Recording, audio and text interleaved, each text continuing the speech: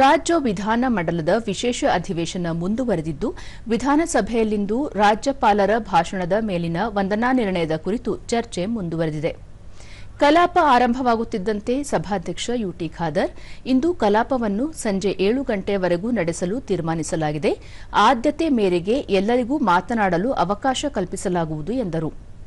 ಈ ವೇಳೆ ಸರ್ಕಾರದ ವತಿಯಿಂದ ಕಾಗದ ಪತ್ರಗಳನ್ನು ಮಂಡಿಸಲಾಯಿತು. ಸೋಮವಾರ ಮತ್ತು ಮುಖ್ಯವಾಗಿ ಉತ್ತರ ಕೊಡಬೇಕು. ಆದ ಕಾರಣ ಈಗ ಎಲ್ಲರಿಗೂ ಕೂಡ ಅವಕಾಶ ನಾನು ಕೊಡ್ತೇನೆ.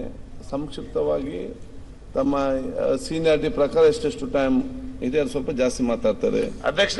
ಕಿರಿಯರು ಸ್ವಲ್ಪ ಟ್ರ್ಯಾಕ್ ಅಲ್ಲಿ ಹೋಗ್ತದೆ, ಹೋಗಿ ಸ್ವಲ್ಪ ಮುಂದೆ ತಪ್ಪು ಎಲ್ಲಿ ಹೋಗ್ತಾ ಅಂತ ಹೇಳಿ ಅವರ ಭಾಷಣ. ಇವತ್ತು ರಾಜ್ಯಪಾಲರ ಭಾಷಣ ಅನ್ನೋದು ಬಳಿಕ ಪ್ರತಿಪಕ್ಷದ ಸದಸ್ಯ ಸುರೇಶ್ ಕುಮಾರ್ ರಾಜ್ಯಪಾಲರ ಭಾಷಣದ ಕುರಿತು ತಮ್ಮ ಅಭಿಪ್ರಾಯ ಹಂಚಿಕೊಂಡರು. ಇದು ನಾವು ವೆಸ್ಟ್ ಮಿನ್ಸ್ಟರ್ ಸಿಸ್ಟಮ್ ನ ಅಡಾಪ್ಟ್ ಮಾಡ್ಕೊಂಡಿದೀವಿ ಇಂಗ್ಲೆಂಡ್ದು. ಅಲ್ಲಿ ಮಹಾರಾಣಿ ರಾಣಿ ಬಂದು ಉಭಯ ಸದನಗಳನ್ನ ಅಡ್ರೆಸ್ ಮಾಡಿ ಮೆಂಬರ್ಸ್ಗೆಲ್ಲ ಶುಭ ಕೋರಿ ನೀವು ಚೆನ್ನಾಗಿ ಕೆಲಸ ಮಾಡಿ ಅಂತ ಹೇಳೋದೊಂದು ವಾಡಿಕೆ. ಸೊ ನಮ್ಮಲ್ಲಿ ಕೂಡ ಅದನ್ನ ಅಡಾಪ್ಟ್ ಮಾಡ್ಕೋಬೇಕು ಆರ್ಟಿಕಲ್ 87 ಪ್ರಕಾರ.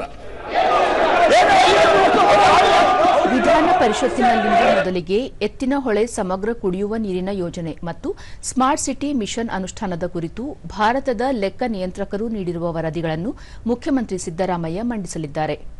ಆನಂತರ ರಾಜ್ಯಪಾಲರ ಭಾಷಣದ ಮೇಲಿನ ವಂದನಾ ನಿರ್ಣಯದ ಕುರಿತು ಚರ್ಚೆ ನಡೆಯಲಿದೆ. ಬಳಿಕ ಪ್ರಶ್ನೋತ್ತರ, ಶೂನ್ಯ ವೇಳೆ ಹಾಗೂ ಗಮನ ಸೆಳೆಯುವ ಸೂಚನೆಗಳನ್ನು ಕೈಗೆತ್ತಿಕೊಳ್ಳಲಾಗುವುದು.